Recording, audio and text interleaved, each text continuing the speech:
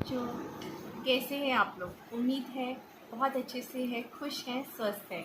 जैसे कि आप जानते हैं बेटा, अब हमारी छुट्टियां, ग्रीष्मकालीन अवकाश ख़त्म हो गया है। तो हमें डेली वीडियो बनाना है, आप लोगों को डेली पढ़ना है, वीडियो में रेगुलर हमारे वीडियो सारे देखने हैं, है ना।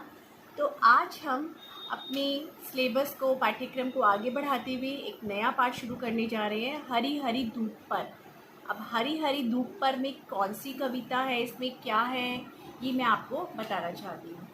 इसके जो कवि हैं बेटा, वो अटल बिहारी वाजपेयी जी हैं। ठीक है, इनका परिचय मैं आपको बाद में दूंगी। पहले मैं आपको ये बता दूं कि हरी हरी धूप पर में क्या बताया गया है। यहाँ पर प्रकृति से संबंधित कुछ ऐसे क्षणों का वर्णन किया गया है जो थोड़ी सी देर के लिए, क्षणिक भर के लिए आते हैं और फिर गायब हो जाते हैं। जैसे कि बारिश होती है, थोड़ी देर के लिए बारिश आ रही है, अगर हमने बारिश का आनंद नहीं लिया और वो बारिश चली गई तो हमारा प्रकृति का आनंद, वो जो क्षण है हम उसका आनंद नहीं कर पाए, तो यानी हमने प्रकृति से एक मुटाव कर लिया अपना। ठीक है ना, मन मुटाव कर लिया या हम प्रकृति से दूर हो गए। कभी बर्फ़बारी होती है, आप किसी पहाड़ी स्थान पर जा रहे हैं, वहाँ पर स्नोफॉल हो रहा है ना, और अगर आपने उस बर्फ़बारी का मज़ा नहीं लिया, इसका मतलब आप प्रकृति से दूर हो गए। यानी कुछ ऐसे क्षण हैं जो हर समय हर पल नहीं रहते, उसके लिए वो थोड़ी देर के लिए जब वो आते हैं तो आपको उसको अनुभव करना चाहिए, आपको उसका एहसास लेना चाहिए। ठीक है ना बेटा, तो ये कुछ ऐसी बातें होती हैं। अब जैसे सावन का महीना है, बहुत अच्छी अच्छी ठंडी ठंडी हवा चल रही है बारिश के बाद, लेकिन आप वो हवा नहीं ले रहे, आप अंदर गर्मी में बैठे हैं, तो क्या है ये? आप प्रकृति का आनंद नहीं ले रहे हैं, है ना। अब सुबह सुबह की सूरज की किरणें बहुत सुंदर लगती हैं। अगर आपको कभी अर्ली मॉर्निंग, सुबह उठो, जल्दी उठो, आप सुबह का लाल लाल सूरज नहीं देख रहे हो, तो यानी आप उस आनंद को नहीं अनुभव कर रहे हो, जो आनंद जो सूरज होता है लाल लालिमा के समय देता है। ठीक है ना, या पूर्णिमा का चांद है, बिल्कुल गोल है, खूब रोशनी है, लेकिन आपने नहीं देखा उस चांद को, तो आपको वो रोशनी दिखेगी नहीं। आसपास थोड़ी ना हमें चंद्रमा की रोशनी दिखती है, जब हम चंद्रमा पे ध्यान से देखते हैं तभी हमें उसकी रोशनी दिखती है ना। तो प्रकृति बहुत सारी ऐसी चीज़ें देती है हमें जो थोड़े समय के लिए देती है। अगर हम चाहें तो हम उसको अनुभव कर सकते हैं, उसका एहसास कर सकते हैं और आनंदित हो सकते हैं। अगर हम चाहें तो हम उसका मनमुटाव करके अपने अलग से रहकर हम प्रकृति को नकार भी सकते हैं। तो ये मनुष्य की प्रकृति पर भी निर्भर करता है कि वो प्रकृति का आनंद ले रहा है या नहीं ले रहा है। तो ये कविता जो है बेटा इसी पर आधारित है। जो अटल बिहारी वाजपेयी जी हैं, जो इसके कवि हैं, मैं आपको बता दूं कि उनका जन्म 25 दिसंबर 1924 को हुआ था बेटा। ठीक है, और उनकी मृत्यु जो हुई थी वो 16 अगस्त 2018 में हुई थी। वो हमारे देश के 3 बार प्रधानमंत्री चुने गए थे, यानी वो प्रधानमंत्री रहकर भी कविताएं लिखते थे। वो बहुत अच्छे कवि थे बेटा। उन्हें भारत रत्न भी प्राप्त हुआ था। एक बार तो वो 13 दिन के लिए प्रधानमंत्री बने, फिर 13 महीने के लिए, और उसके बाद 5 साल तक उनकी सरकार चली थी। यानी वो भारतीय जनता पार्टी से ही हैं, लेकिन वो बहुत अच्छे इंसान हैं। सबसे पहले वो बहुत अच्छे इंसान हैं, नेता हैं और कवि भी हैं। ठीक है बेटा, उनकी बहुत सारी ऐसी कविताएं हैं जो आज भी लोगों को याद हैं, जैसे कि हार नहीं मानूंगा, गीत नया गाता हूँ, बहुत अच्छी अच्छी कविताएं हैं उनकी। और ये जो हमारी कविता है, हमारा जो पाठ है, इसका नाम है हरी हरी धूप पर। ठीक है, आज हम इसके बारे में पढ़ेंगे कि इन्होंने प्रकृति के उस समय का वर्णन किया है जो सितंबर अक्टूबर, क्वार यानी अश्विन का जो महीना होता है, सितंबर अक्टूबर, जो बारिशों के बाद आता है।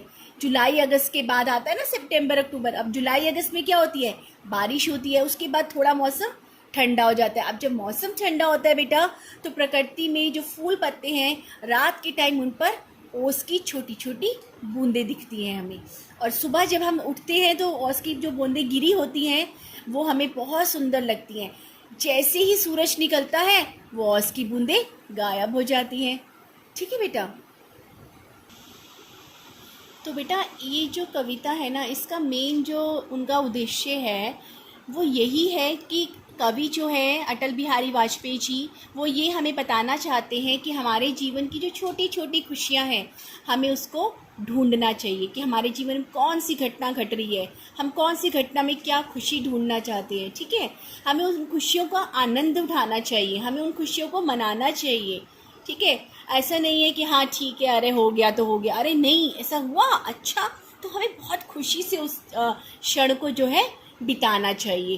कभी भी किसी भी खुशी की बात को छोटे से नहीं डालना चाहिए, हमें उसका पूरा आनंद उठाना चाहिए, उसका महत्व देना चाहिए, चाहे वो किसी से भी संबंधित हो। आपके परिवार में अगर कोई ऐसा हुआ है, कोई घटना घटी है किसी के साथ, मान लिया आपका कोई भाई छोटा पास हो गया अच्छे नंबर से, अच्छा पास हो गया, चल ठीक है, ऐसे नहीं, अच्छा बेटा तू पास हो गया, बहुत बहुत मुबारक हो, बहुत अच्छा लगा बेटा तू पास हो गया। तो अगर हम इस तरह से बोलेंगे ना, तो उस बच्चे को भी जो पास हुआ है उसे भी अच्छा लगेगा, और बाकी सब सुनने वालों को भी अच्छा लगेगा कि आपने उसकी खुशियों को अपने अंदर महसूस किया, आनंदित हुए आप, और उसकी खुशी को देखकर आप खुश हुए।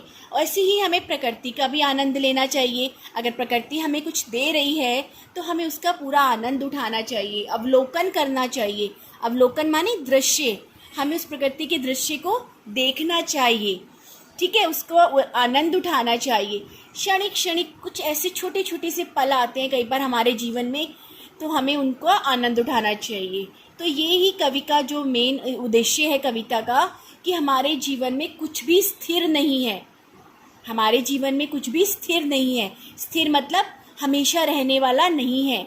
आज कुछ है तो वो कल ख़त्म हो जाएगा, कल है तो वो परसों नहीं होगा। तो इसी तरह से हमें अपने जीवन की हर खुशी का आनंद उठाना चाहिए, हर पल को एंजॉय करना चाहिए, और हमें ये सोचना चाहिए कि ये जो भी क्षण है हम उसे खुलकर जिए, खुशी के साथ जिए।